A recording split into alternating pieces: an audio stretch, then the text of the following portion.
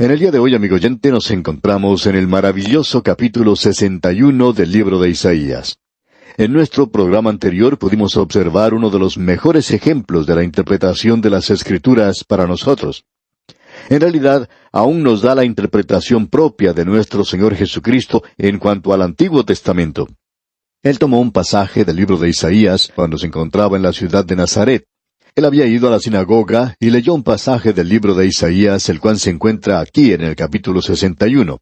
Él no leyó mucho, pero sí leyó que el Espíritu de Jehová iba a reposar sobre uno, y que él había sido ungido para predicar las buenas nuevas a los humildes o a los abatidos, a vendar a los quebrantados de corazón, a publicar la libertad a los cautivos, es decir, a aquellos oprimidos por el pecado, y a los presos, apertura de la cárcel. Y ese nuevamente es el ministerio del Señor Jesucristo. Por su redención, Él puede tomar a un drogadicto en el día de hoy y librarle de esa terrible cárcel de la droga en la cual se encuentra. Nosotros recibimos literalmente cientos de cartas de personas que nos dicen que escuchan la palabra de Dios y creen en ella y se vuelven a Cristo y Él los libera. Ellos creen en el poder de la palabra de Dios. Ahora, en ese pasaje, él también leyó en la primera parte del versículo 2, a proclamar el año de la buena voluntad de Jehová. Cuando el Señor Jesucristo llegó a este punto en su lectura en el libro de Isaías, Él cerró el libro y lo entregó nuevamente al ministro, y luego Él se sentó. Los ojos de aquellos que estaban en la sinagoga estaban puestos en Él, y luego Él hizo una declaración para iluminarlos, para aclarar lo que estaba haciendo, y Él comenzó diciéndoles, en este día se ha cumplido esta escritura en vuestros oídos. Eso lo leímos en nuestro programa anterior, allá en el capítulo 4 del Evangelio según San Lucas, versículos 16 al 21. Al observar este capítulo 61 de Isaías, podemos darnos cuenta que Él interrumpió su lectura antes de finalizar esa frase, porque eso de proclamar el año de la buena voluntad de Jehová es solo el comienzo de esa frase. Porque luego sigue diciendo, y el día de venganza del Dios nuestro, a consolar a todos los enlutados. Ahora, ¿por qué interrumpió su lectura allí el Señor? Bueno, porque aquí en este pasaje de las Escrituras, tenemos la primera y la segunda venida del Señor Jesucristo. Y eso es exactamente lo que el apóstol Pedro dijo allá en su primera epístola, capítulo 1, versículos 10 y 11. Él dijo, los profetas que profetizaron de la gracia destinada a vosotros, inquirieron y diligentemente indagaron acerca de esta salvación, escudriñando qué persona y qué tiempo indicaba el Espíritu de Cristo que estaba en ellos, el cual anunciaba de antemano los sufrimientos de Cristo y las glorias que vendrían tras ellos. Pedro está diciendo que los profetas hablaron de los sufrimientos de Cristo y también de la gloria de Cristo. Eso lo tenemos en Isaías. Tenemos eso en la primera sección y en la segunda sección. Pero amigo oyente, aquí lo tenemos todo en un versículo. ¿Cómo es que podemos hacer esa diferencia? Bien, el Señor Jesucristo lo hizo aquí por nosotros, y entonces no tenemos ningún problema aquí. Pero necesitamos reconocer que los profetas observaban esto como si la primera venida y la segunda venida de Cristo fueran una sola cosa, ya que ellos lo veían todo junto. Ellos en realidad no podían separar o hacer una diferencia entre estas dos cosas. Quizá podemos ilustrar esto con una sencilla referencia a las montañas. Cuando uno observa las montañas a la distancia, parece que fueran solo una sola masa. Pero cuando uno se acerca más a la montaña, puede comenzar a distinguir que hay diferentes picos y que uno puede pasar en medio de ellos. Ya no son una sola cosa, sino que uno puede notar que son dos o más cosas. Al acercarnos a la montaña, podemos ver que son muchos los kilómetros que separan a un pico del otro. Pero uno tiene que estar en la montaña para poder notar la diferencia. Podríamos decir entonces que el profeta Isaías está observando esto que ocurriría en el futuro. Él vio la primera venida de Cristo, él vio la segunda venida de Cristo también, y aparentemente el profeta Isaías estaba aquí un poquito confuso. En una sola frase, él indica que el Señor Jesucristo va a vendar a los quebrantados de corazón, a abrir las cárceles, y en el mismo tiempo, Él va a anunciar el día de venganza de nuestro Dios. Ahora, ¿cómo puede todo ser cierto? Bueno, uno tiene que pararse donde estamos nosotros hoy. Nosotros nos encontramos en el valle entre la primera y la segunda venida. Podemos mirar hacia atrás a la primera venida. Él vino a cumplir eso. Y el Señor Jesucristo leyó esto en aquel día cuando estuvo aquí en la tierra. Él vino para morir en la cruz como nuestro Redentor, como dijimos en Isaías capítulo 53, los pecados del mundo. Donde nos encontramos nosotros, en un lugar entre las dos montañas o los picos de la montaña, podemos contemplar la segunda venida de Cristo, y aquellos de nosotros que nos encontramos en la iglesia, sabemos que Él se llevará a la iglesia primero. Porque el Señor Jesucristo dijo, yo voy a preparar un lugar para ustedes y los voy a llevar a sacar de aquí de este mundo. Ahora Él va a regresar a esta tierra para establecer su reino aquí. Cuando Él haga esto, entonces Él vendrá con la venganza. Vamos a poder ver esto en el capítulo siguiente más adelante. Allí le vemos pisando al lagar, es decir, la ira de Dios. Amigo oyente, ese no es un cuadro muy lindo. Y Dios nunca dijo que sería algo lindo, algo hermoso. Pero Él va a aplastar la rebelión que tiene lugar en esta tierra. Este pequeño mundo nuestro todavía está bajo su control. El Señor Jesucristo es el que controla todo esto.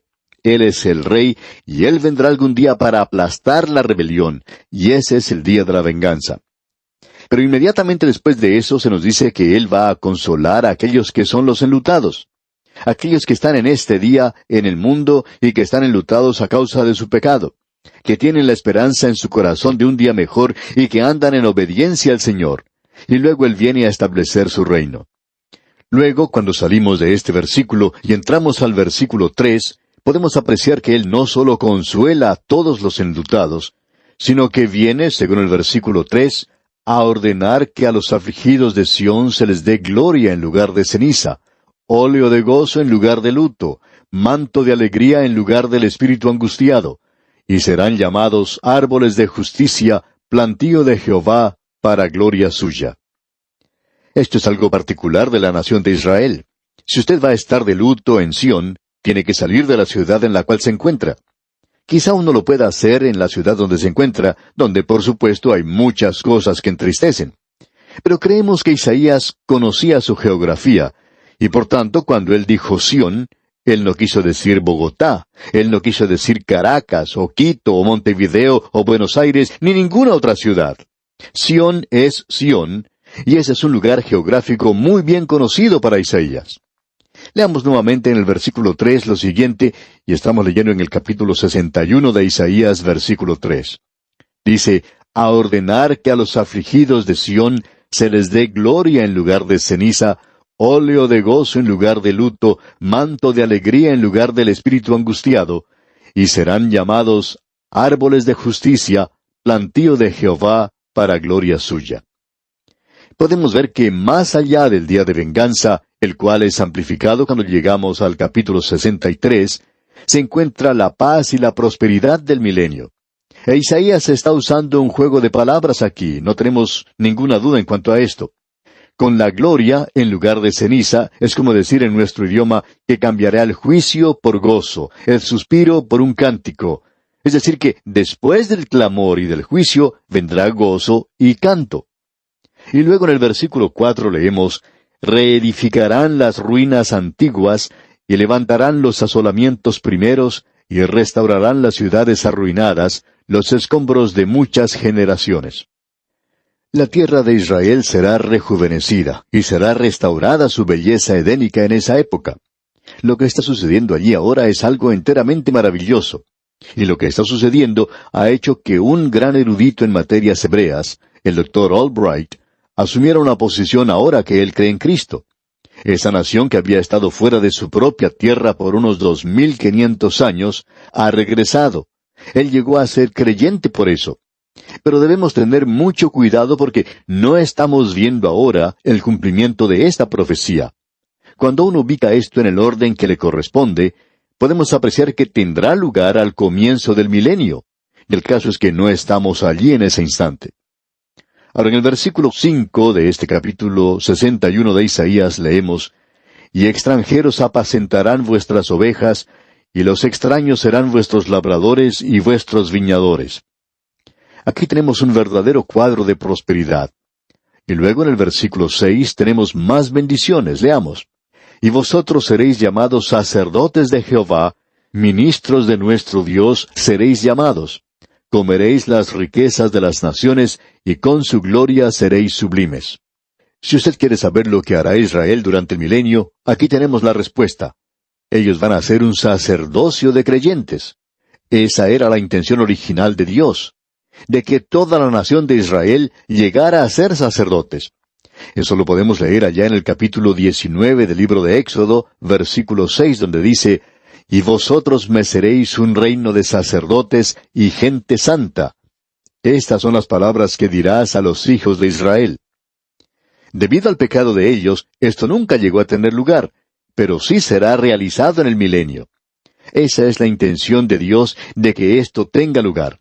Y no solo eso, sino que en el versículo 7 de este capítulo 61 de Isaías dice, «En lugar de vuestra doble confusión y de vuestra deshonra, os alabarán en sus heredades, por lo cual en sus tierras poseerán doble honra y tendrán perpetuo gozo».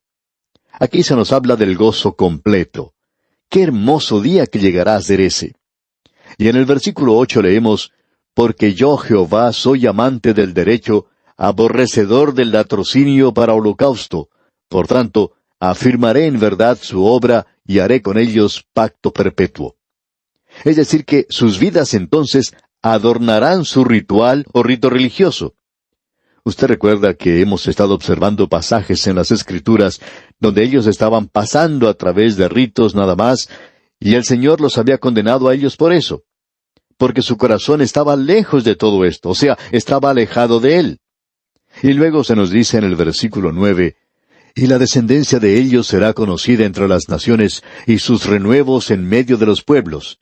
Todos los que los vieren reconocerán que son linaje bendito de Jehová». Es decir, que el antisemitismo llegará a su fin, y el prosemitismo estará aquí sobre la tierra, y ellos serán testigos genuinos de Dios. No creemos que lo sean en la hora presente.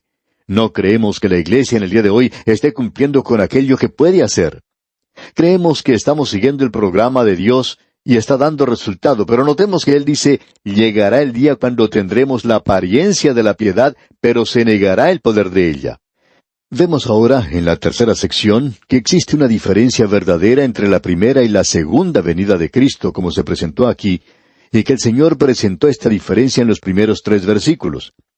Luego tenemos esa anticipación del reino de paz y bendición que será establecido en el milenio. Esto nos permite mirar hacia el milenio, ese pasaje que acabamos de concluir ahora. Podemos ahora ver algunas de las cosas deliciosas del milenio en los próximos 2 versículos. Leamos la primera parte del versículo 10 primero. «En gran manera me gozaré en Jehová, mi alma se alegrará en mi Dios». ¿Cómo me gustaría ver que más creyentes pudieran tener más alegría al ir a la iglesia? Me gustaría que ellos disfrutaran de eso mucho más. Quisiera que el estudio de la Biblia llegara a ser una experiencia más emocionante para todos. Debería serlo. Y Dios tenía la intención de que así fuera, porque en la última parte del versículo 10 dice, «Porque me vistió con vestiduras de salvación, me rodeó de manto de justicia, como a novio me atavió, y como a novia adornada con sus joyas». El Mesías continúa hablando aquí, y al hacer eso, todos aquellos que son suyos pueden unirse en un salmo de alabanza. Dice aquí el versículo 10, en su primera parte, «En gran manera me gozaré en Jehová, mi alma se alegrará en mi Dios». El problema, amigo oyente, hoy es que hay muchos creyentes que no pueden regocijarse en el Señor. Deberían hacerlo, pero están fuera de comunión, están pecando demasiado y están fuera de la voluntad de Dios y marchan solo en su propia voluntad. Pero el versículo 11 nos dice, «Porque como la tierra produce su renuevo, y como el huerto hace brotar su semilla, así Jehová el Señor hará brotar justicia y alabanza delante de todas las naciones». Podemos apreciar aquí que ellos no solo recibirán beneficios materiales, progreso físico, sino que las verdaderas bendiciones van a ser espirituales en ese día. Ahora, en el capítulo 62 de Isaías, encontramos más detalles en cuanto a los gozos milenarios de la restauración de Israel y de la tierra como en aquel día. Aquí encontramos el deseo del Mesías, la esperanza de Él por estos gozos anticipados, y esto es algo que debería existir también en el corazón de todo creyente hoy. Existe cierto peligro para nosotros hoy como creyentes, que estamos esperando nada más por la venida del Señor Jesucristo para sacarnos de este mundo.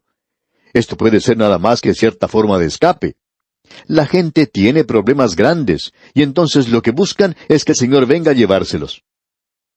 Cierto joven estaba estudiando en un seminario, y cada vez que le tocaba estudiar el idioma hebreo, él suspiraba y decía, si el Señor llegara esta noche y nos llevara.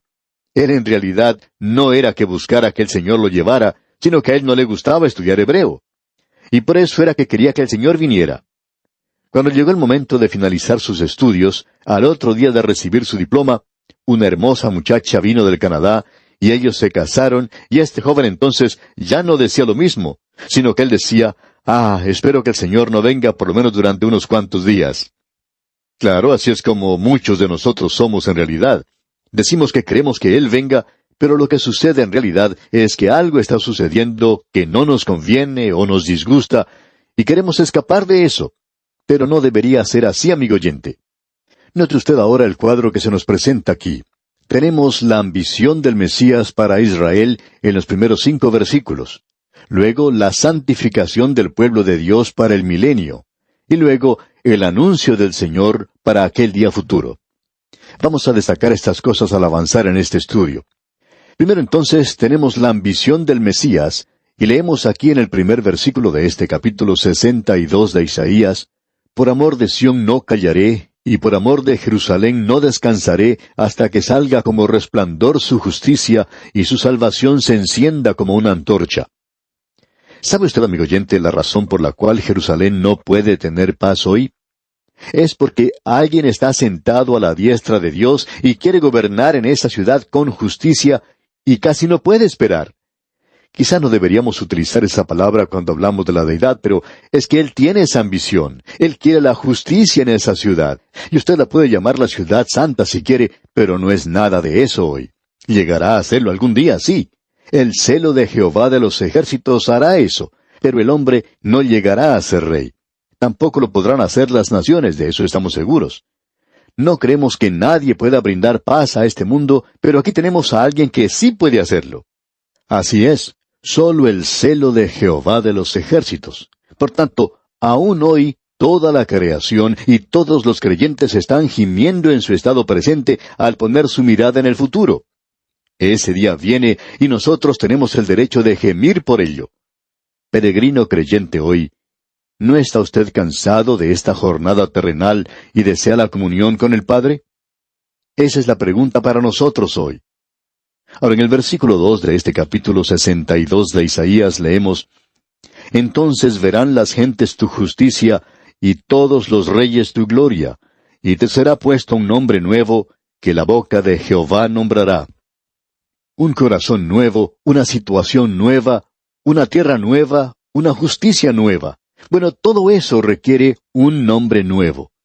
Este hombre que soy yo en el presente va a pasar, y no sé lo que será el nuevo, pero será algo nuevo, y nosotros estaremos en una nueva Jerusalén, debemos decir de paso.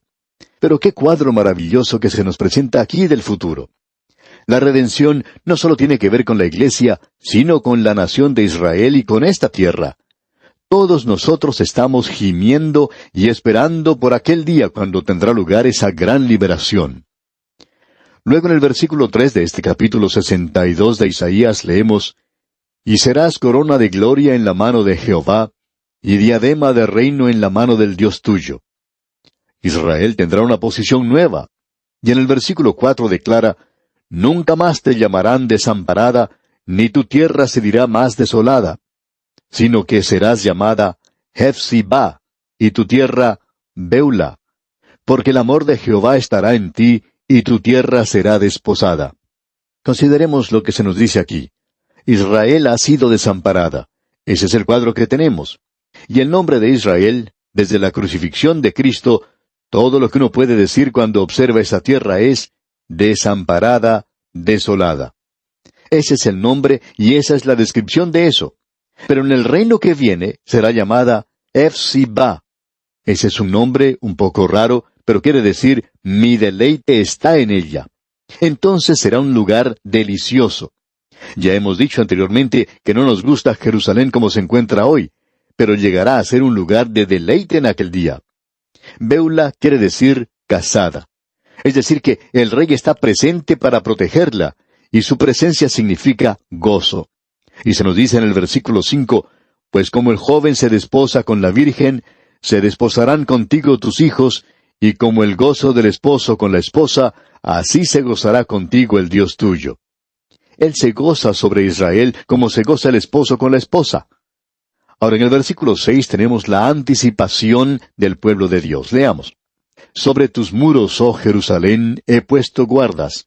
Todo el día y toda la noche no callarán jamás. Los que os acordáis de Jehová, no reposéis. Esta esperanza es algo contagiosa. Cada persona que piensa correctamente puede orar por la paz de Jerusalén esperando aquel día. Y ahora en el versículo 7 dice, ni le deis tregua hasta que restablezca a Jerusalén y la ponga por alabanza en la tierra. Dios dice, no descansaré hasta que Él venga por derecho propio como el gobernante. Ahora en el versículo 11 tenemos el anuncio del Señor para ese día futuro. Leamos el versículo 11. He aquí que Jehová hizo oír hasta lo último de la tierra, decida la hija de Sión, he aquí viene tu Salvador, he aquí su recompensa con él, y delante de él su obra. Este anuncio es pertinente para la hora presente, como nos indica este versículo. Nosotros deberíamos presentar el Evangelio a cada israelita diciéndole el plan completo de la salvación de Dios, y la segunda venida de Cristo quiere decir la segunda venida de Cristo para establecer su reino aquí para ellos, del Mesías que es su Salvador hoy. Y luego en el versículo final de este capítulo 62 de Isaías leemos, y les llamarán pueblo santo, redimidos de Jehová, y a ti te llamarán ciudad deseada, no desamparada. Ellos no son eso hoy. No es la tierra santa hoy, pero lo será. Jerusalén es una ciudad olvidada hoy, pero en aquel día será diferente. Eso es lo que se nos está diciendo aquí. ¡Qué glorioso futuro el que tenemos aquí! Y necesitamos saber acerca de estas cosas. Se encuentran en la palabra de Dios. Bien, amigo oyente, vamos a detenernos aquí por hoy, y Dios mediante, vamos a continuar nuestro estudio en nuestro próximo programa cuando entraremos a considerar el capítulo 63 de Isaías. Es nuestra oración que el Señor derrame en usted sus ricas y abundantes bendiciones.